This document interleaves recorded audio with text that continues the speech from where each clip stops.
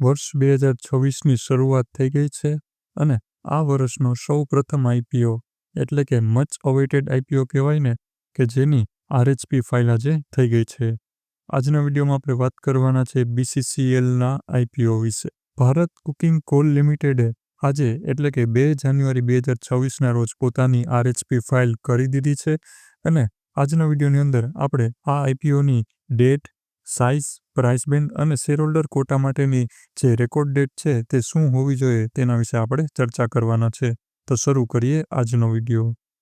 સૌપ્રથમ આપણે આઈપીઓના ડેટની વાત કરીએ તો આ આઈપીઓ 9 જાન્યુઆરીથી 13 જાન્યુઆરી સુધી ઓપન રહેવાનો છે.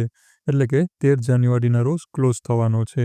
એલોટમેન્ટની વાત કરીએ તો 14 જાન્યુઆરીના રોજ આ આઈપીઓનું એલોટમેન્ટ રહેવાનું છે. અને ઇસ્યુ સાઇઝની વાત કરીએ તો લગભગ 1300 કરોડ રૂપિયાની આસપાસની ટોટલ ઇસ્યુ સાઇઝ રહેવાની છે. જો આપણે પ્રાઇસ બેન્ડની વાત કરીએ તો લગભગ 25થી 27 રૂપિયા સુધીનું પ્રાઇસ બેન્ડ જે છે એ એક્સપેક્ટેડ છે. પ્રાઇસ બેન્ડ જે છે એ એક્સપેક્ટેડ પ્રાઇસ બેન્ડ છે. હજી પણ ફર્ધર ઇન્ફોર્મેશન આવશે એટલે હું તમને જાણ કરી દઈશ.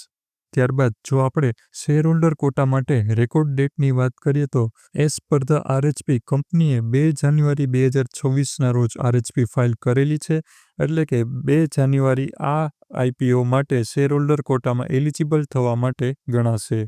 એનો મતલબ એવો થયો કે જો તમે 1 જાન્યુઆરી અથવા તો એની પહેલાં જો તમે કોલ ઇન્ડિયા કંપનીનો એટલીસ્ટ એક પણ શેર લીધેલો હશે તો તમે એલિજિબલ ગણાશો. એનો મતલબ એ થયો કે 2 જાન્યુઆરી સુધીમાં કોલ ઇન્ડિયા કંપનીનો શેર તમારા ડીમેટ એકાઉન્ટમાં હોવો જરૂરી છે. ખૂબ જ સિમ્પલ વાત છે મિત્રો રેકોર્ડ ડેટને સમજવા માટે કે 2 જાન્યુઆરી સુધીમાં તમારા ડીમેટ એકાઉન્ટની અંદર કોલ ઇન્ડિયા કંપનીનો શેર ક્રેડિટ થયેલો હોવો જોઈએ.